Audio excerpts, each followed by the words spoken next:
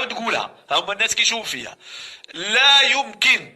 لا يمكن تدمير الفريق الذي اعطانا الشرعيه الافريقيه في هذه 20 عام الاخرى.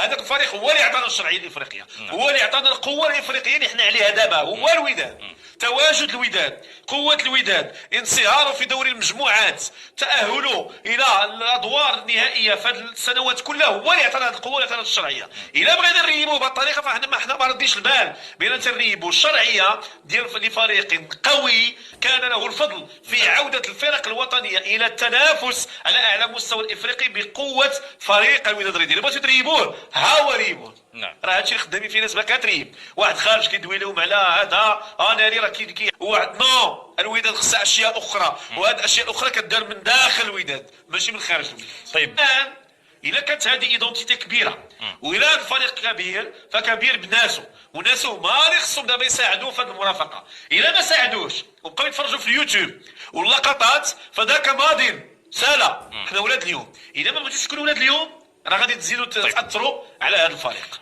نعم. فهو في مرحله التجديد، لو غاجونيسمون. يعني ملي كتبغي تجدد شي حاجه، كتبغي تجدد الدار انت ما كتجيش في نص ساعه وتجي معلم وكتجددها. خصك دير وتريب وتقاد وتصبغ، وهذا هادشي كياخذ مده، فما بالك بفريق كره القدم.